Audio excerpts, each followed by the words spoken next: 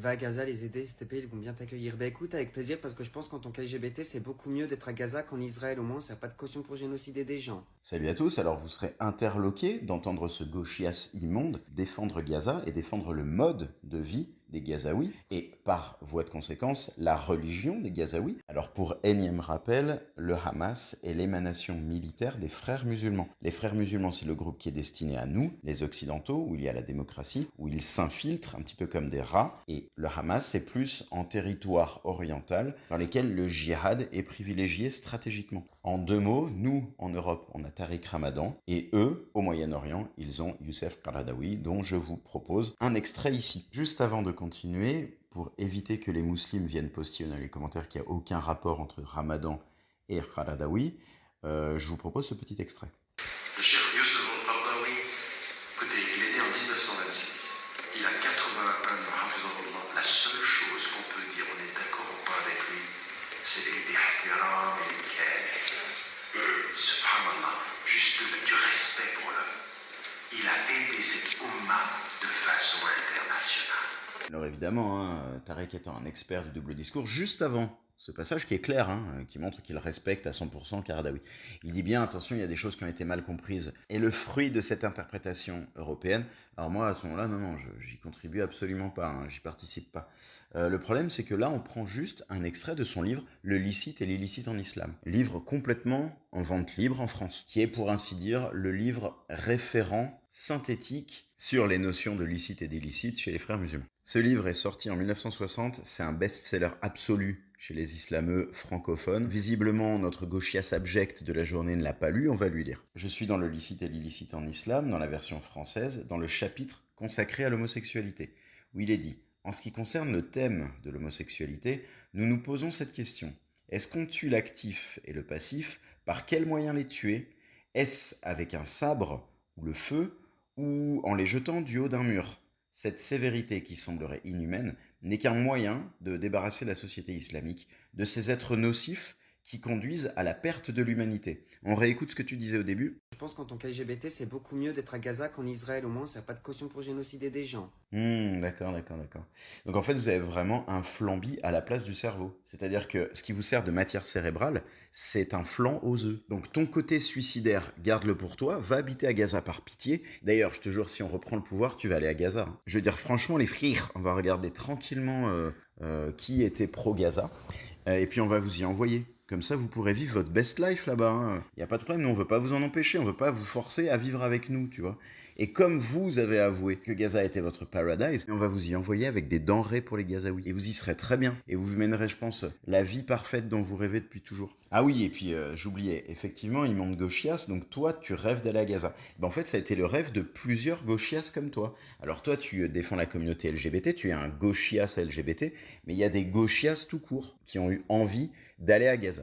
On peut parler de cette histoire. L'histoire de Vittorio qui est allé à Gaza pour aller aider les Palestos. Alors du coup, il est arrivé lui en 2008. Avec une flottille qui rappelle clairement la flottille de Rima. Et en fait, lui, il est arrivé sur le territoire Palestos, à Gaza, et du coup, il a voulu aider les Gazaouis. Donc, il est arrivé en 2008. En 2011, il s'est fait choper par des salafistes, et puis il s'est fait étrangler, puis il est mort, tu vois, tout simplement. Et du coup, ça va nous permettre de faire le lien avec l'article du Monde que vous avez devant vous.